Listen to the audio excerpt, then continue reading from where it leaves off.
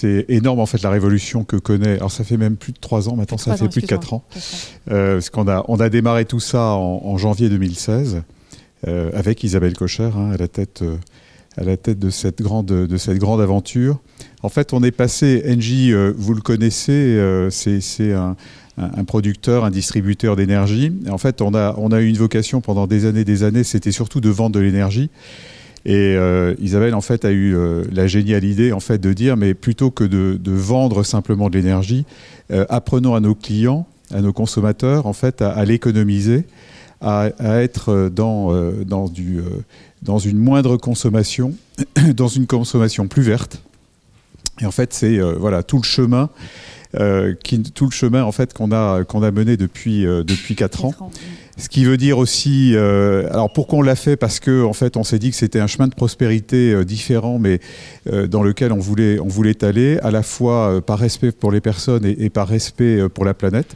C'est pour ça qu'on appelle ça maintenant aujourd'hui les 3 P, un PPP pour People, Planète et Profit. Parce qu'en même temps, voilà, prospérité, ça veut dire aussi profit. Ça, c'est important pour une entreprise, parce que c'est ce qui nous permet de grandir. Mais la transition, c'est ça. La transition, c'est grandir, c'est de la croissance, mais c'est une croissance différente. Et c'est une croissance plus responsable, et plus responsable avec ses clients. Ce qui veut dire aussi une vraie révolution sur le plan, et tu l'as dit, en fait, en matière de formation, en matière de compétences, en matière de parcours professionnel. Donc, il a fallu qu'on travaille avec les équipes à réfléchir à la manière, en fait, de transformer à la fois l'état d'esprit, mais en même temps accompagner l'évolution des compétences des collaborateurs. Donc on a voilà, aujourd'hui en fait une palette de programmes très différents. Un qui a été particulièrement apprécié et remarqué, c'est ce qu'on a appelé en fait un voyage digital dans la transition zéro carbone, puisque j'aurais dû le dire, c'est vrai que aujourd'hui en fait notre motto c'est transition zéro carbone, donc ça veut bien dire ce que ça veut dire. Et on a mis à la disposition de plus de 25 000 collaborateurs du groupe une formation donc complètement numérique qui a permis en fait à chacun de s'approprier, parce qu'on a considéré et on considère encore que les meilleurs ambassadeurs en fait pour promouvoir cette transition zéro carbone, ce sont les collaborateurs eux-mêmes. En particulier, une population qui nous est particulièrement chère, c'est celle des techniciens, parce que ce sont les techniciens qui au quotidien sont en contact avec les clients. C'est eux qui véhiculent ce modèle en fait de transition zéro carbone. Donc on a tenu absolument en fait à les former, et on continuera à les former. Donc ça c'est une première forme de mouvement, de shift, on dit ça comme ça chez nous, qui a été important. En matière de formation, on a aussi, faut savoir, c'est vrai que le groupe Engie, je l'ai pas dit, j'aurais peut-être pu commencer comme ça, c'est plus de 170 000 collaborateurs à travers le monde, donc c'est un gros vaisseau. Avec ses spécificités, ses cultures, ses talents, également ses propres ressources, en particulier en matière d'écoles de formation. Il y a à peu près aujourd'hui 23 écoles métiers à travers le monde. On a créé en fait une chaîne, parce qu'on n'a pas voulu faire en fait une seule structure, parce que ça sert à rien. Chacun développe ses propres compétences, en tout cas ses propres spécificités, ce qui est important, parce qu'il faut coller le plus possible en fait aux réalités de terrain, aux réalités opérationnelles, aux réalités des clients. Donc ces 23 écoles aujourd'hui en fait elles vivent complètement en harmonie les unes avec les autres, avec un vrai partage d'informations, de ressources. On a créé un système qu'on appelle le Hub School, qui permet en fait à toutes les structures en fait de mettre à disposition l'ensemble du catalogue, ce qui fait que l'ensemble des collaborateurs aujourd'hui ont accès à l'ensemble du catalogue de formation.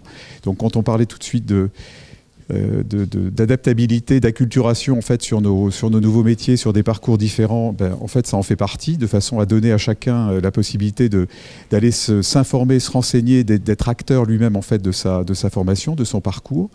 Et donc ça aujourd'hui en fait c'est à la disposition du plus grand nombre. Je ne sais plus combien il y a de milliers d'offres de formation, mais c'est extrêmement important. À cela, on ajoute aussi ce qu'on appelle chez nous des U-Camp. Ça, c'est une idée absolument géniale. S'il y a des gens qui ont des réflexions sur le sujet, il faut le faire, parce que je pense que c'est vraiment important. C'est 3-4 fois par an, pendant une semaine. En fait, on crée en fait un lieu unique dans une région du monde. Alors ça peut être à Paris, mais on l'a fait aussi à Singapour, on l'a fait en Amérique latine, on l'a fait à Bruxelles. C'est de créer en fait un endroit où l'ensemble des collaborateurs peut venir passer un moment pour se former, pour partager, pour réfléchir ensemble en fait sur toujours autour en fait des compétences. Et ça, c'est à chaque fois en fait plus d'1 millier de collaborateurs en fait qui se réunissent et qui travaillent ensemble. Ça, c'est vraiment des moments extrêmement importants qui permet à tous les collaborateurs à la fois de se former. Hein, on a une obsession chez nous, c'est l'employabilité des collaborateurs, et en même temps en fait de partager ses propres idées, ses propres réflexions sur une manière en fait de se former et d'évoluer. Puis dernière chose. En matière de formation, on s'est dit, c'est vrai qu'il faut, au-delà des compétences techniques, au-delà de cette employabilité au sens, encore une fois, technique du terme, on s'est dit que ce qui était important par rapport à ce que je vous disais sur la vocation que l'on a d'être le plus possible en fait en harmonie avec le monde dans lequel on vit. On propose aujourd'hui en fait à l'ensemble des collaborateurs du groupe de contribuer pendant 10 jours par an. Hein, chacun a la possibilité en fait d'aller porter un projet, donc c'est ce qu'on appelle les 10 days, c'est le programme 10 days, et donc tous les ans, chacun des collaborateurs peut utiliser 10 jours donc sur son temps de travail pour aller travailler un autre projet, travailler en interne ou en externe, en étant en lien forcément quand même avec le projet du groupe, mais ce qui, on le considère comme ça, en fait, contribue complètement en fait encore une fois, à développer le parcours professionnel, à développer l'employabilité de chacun et forcément en fait d'améliorer encore davantage l'engagement des collaborateurs pour le projet Engie. Et Olivier, donc justement, tu disais, Engie, ça a été un peu un laboratoire ces dernières années. Oui. Tu parlais du U-Camp, je crois qu'il y en a un qui s'est tenu il n'y a pas si longtemps à Sao Paulo, au Brésil. Oui. Il y a eu les fameux 10 Days qui ont aussi fait le buzz, on l'a vu sur les réseaux sociaux. Et puis on voit, la formation, c'est pas que lorsqu'on a un poste, c'est aussi même plus jeune. Et ça peut être aussi sous forme d'alternance. Oui. Alors l'alternance... il y a encore quelques années, avait quand même une image pas folichonne. Moi, je me souviens, mon petit frère a fait l'alternance et on lui disait « Ouh là là, donc quoi tu pars ?» Et pourtant, aujourd'hui, ça revient devant la page et on se rend compte que l'alternance, c'est un ticket pour un job. Ouais. Donc toi, je sais que tu as eu un parti pris très fort. Est-ce que tu peux nous en parler? Oui. Donc pour nous, l'alternance, et merci de parler d'alternance, et pas simplement d'apprentissage. Oui. Parce que l'alternance, en fait, c'est plus large. Aujourd'hui, en fait, on est des fans chez Engie, en fait, de l'alternance. Pourquoi? Parce qu'on considère qu'aujourd'hui, vous savez, il y a une époque, moi je commence à vieillir, il y a une époque en fait, on parlait toujours en fait d'entreprise ou d'employeur responsable. C'est un terme en fait qu'on a oublié. Pour autant, en fait, il est important et en tout cas, c'est comme ça qu'on le développe autour du projet alternance. Pourquoi? Parce qu'aujourd'hui, quand bien même, et ça je le salue, c'est vrai qu'aujourd'hui on voit que l'alternance en fait se développe énormément puisque Muriel Pénicaud a annoncé en fait qu'il y avait plus de 16% d'alternance supplémentaire sur 2019. Chapeau, parce que ça c'est une très bonne nouvelle. Et pour autant, on sait que pour les moins de 25 ans, c'est eux qui sont en partie, il y a d'autres populations, mais eux en partie en fait sont frappés par le chômage. Avec une vraie problématique d'employabilité, et ben nous on s'est dit en fait il faut absolument qu'on prenne le contre-pied de ça et qu'on développe au contraire l'alternance, à la fois pour les jeunes, mais en même temps pour les personnes qui peuvent être plus éloignées de l'emploi. Et pour nous c'est important. Isabelle, bon elle n'est pas avec nous aujourd'hui, mais aurait pu vous dire que voilà, elle a carrément en fait décidé de lancer un vrai programme pour dire que le groupe Engie accueillera 10% d'alternants dans ses effectifs. Hein. Aujourd'hui, il faut avoir en tête que, je vous parlais de 170 000 collaborateurs dans le groupe, mais c'est 77 000 collaborateurs en France, ce qui veut dire 7 700 jeunes ou moins jeunes, parce que je parle de l'alternance. Et l'alternance, ça couvre des classes d'âge qui sont plus larges que celles simplement de l'apprentissage. Mais pour autant, pour nous, c'est un vrai enjeu. Il est social, il est sociétal. Alors, il n'est pas que ça non plus. On n'est pas qu'une entreprise philanthropique. On n'est pas une entreprise philanthropique. Et quand je vous parlais tout à l'heure, en fait, de la mobilisation qu'on a autour de la transition zéro carbone, on a, nous, un gros sujet. C'est aussi pour ça qu'on s'est engagé dans l'alternance. C'est qu'aujourd'hui, nous, on est... dans le top 5, je crois que c'est ça, dans le top 5 en fait, des entreprises en fait, qui recrutent le plus. Je crois que c'est plus de 10 000 collaborateurs par an. Mais on a un vrai problème, nous, c'est une pénurie de main-d'œuvre. Ça peut paraître aberrant par rapport à ce qu'on a dit tout à l'heure sur problématique de chômage. Nous, on a une vraie pénurie. Pour vous donner un ordre d'idée, je faisais le compte, on est à peu près aujourd'hui à 2800 postes ouverts dans le groupe qui ne sont pas pourvus. Donc Olivier, c'est un comble. Il faut savoir qu'en France, donc, il y a un chômage énorme. Et vous, de votre côté, vous avez des offres de postes ouvertes sur des métiers techniques qui recrutent en plus dans des super conditions, CDI, une bonne paye à l'arrivée. Exactement, tout à fait.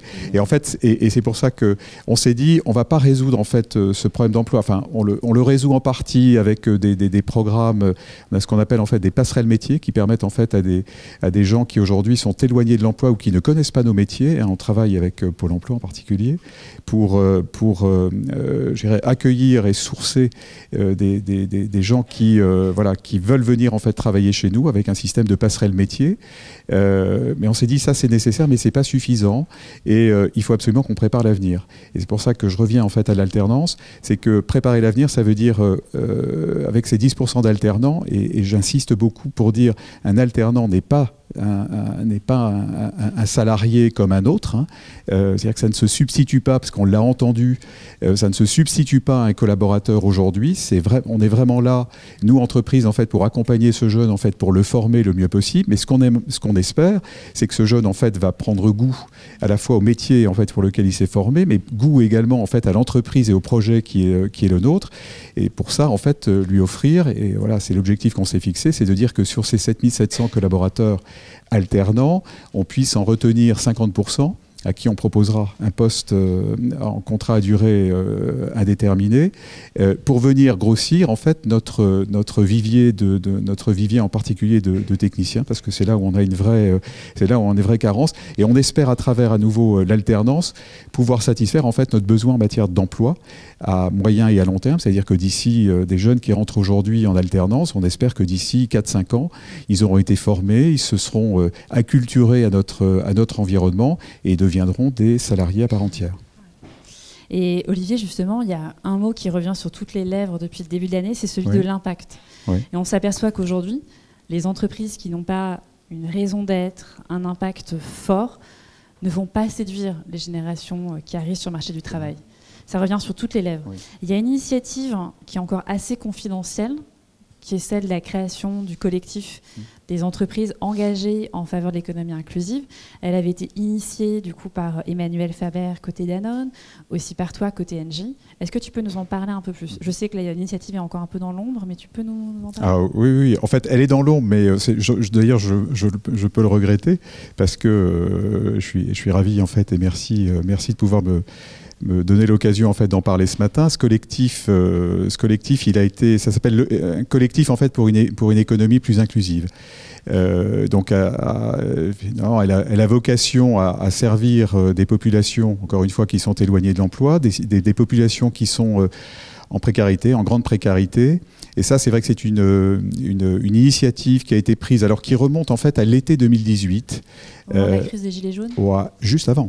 Non, c'était avant. En fait, finalement, Emmanuel Macron, à l'époque, qui avait rencontré Emmanuel Faber, sans savoir que on allait avoir la crise des Gilets jaunes, sentait qu'il y avait une rupture sociale et sociétale qui était en train de se faire, et la réflexion c'était comment est-ce qu'on peut faire pour améliorer et pour essayer d'intégrer et d'embarquer davantage toutes les populations à tous les niveaux. Et Emmanuel en fait en a parlé à son réseau de patrons, en particulier à Thomas Burbel qui est le patron d'AXA. Et ils ont créé en décembre 2018 ce collectif. Dans un premier temps, ils ont embarqué 13 entreprises. Depuis, il y en a 35 qui adhèrent, hein, qui se sont associés en fait à ce. Orange ici présent. Voilà, d'accord, bah oui, tout à fait. Orange est complètement présent. Ah bah oui.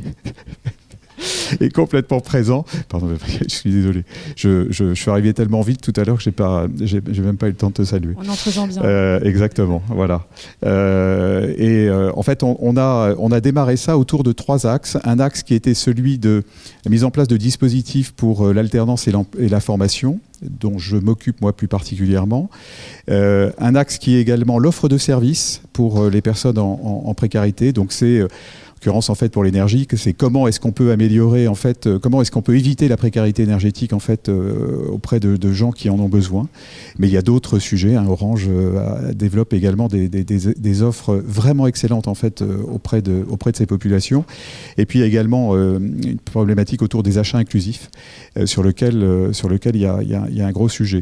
Et la chaudière à 1 euro, non? Alors la chaudière à 1 euro, voilà, ça c'est dans l'offre. Alors le problème c'est que la chaudière à 1 euro, mais comme quoi ce sont des sujets qui sont extrêmement complexe, parce que la chaudière à 1 euro, finalement, on s'est rendu compte que c'était pas une offre aussi excellente que ça pour les personnes en précarité. Pourquoi? Parce que la plupart du temps, ce sont les personnes en précarité sont des gens qui sont locataires et qui ne sont pas propriétaires. Et très souvent, les chaudières, elles sont plutôt à la charge des propriétaires et pas des locataires. Ce qui fait que, alors, elle est maintenue, mais si ce n'est qu'en fait, finalement, elle ne sert pas trop cette cause. Donc là, on regarde en fait d'autres solutions pour voir un peu comment améliorer effectivement cette précarité énergétique. Je reviens simplement sur le collectif, en fait, sur la partie alternance et formation. L'objectif qu'on s'est fixé avec ce collectif, c'est que on puisse augmenter, accroître entre 2018 et 2020. Hein, on s'est donné des périodes comme ça assez courtes. Augmenter en fait le nombre d'alternants de l'ordre de 35%. Supplémentaires. Au début, c'était 50. Et puis, bon, je dirais, là, on a été rattrapé un peu par principe de réalité qui fait qu'on se dit, si déjà on arrive à faire plus de 35% en fait au sein de nos organisations, il faut savoir que le collectif des 35 entreprises, c'est plus d'1,5 million de collaborateurs. Donc ça, voilà, ça fait du monde. Donc ça veut dire que ça fera d'autant plus d'alternants. Et ça, pour nous, en fait, c'est un sujet important. Et l'autre sujet, c'est de dire que ce collectif, en fait, c'est vrai qu'il est drivé en fait par des grands patrons, délégués à, je dirais, une filière RH qui se réunit. Donc je les réunis, j'anime ça avec un collègue de Schneider Electric régulièrement. Non, c'est pas. Non, Olivier, il est chez Veolia. C'est Gilles Vermaux-Desroches en fait de chez Schneider Electric, avec qui on anime ça régulièrement en fait au niveau national. Mais ce qui est surtout génial, c'est qu'on a créé, parce qu'on s'est dit nous au niveau national, ok, on peut faire des choses, mais c'est pas là en fait c'est pas là où est la vraie vie. La vraie vie, elle est en local. Et donc on a créé des collectifs locaux. Dans des territoires, sur des territoires en fait où on se dit que là il y a des vrais besoins, là où concrètement en fait une action comme la nôtre peut s'exercer. Et donc on est maintenant dans le 93, en territoire, en fait à Paris on a pris le territoire de Seine-Saint-Denis, on est à Marseille, on est à Lyon, on est à Bordeaux, on est à Strasbourg et on est à Rouen.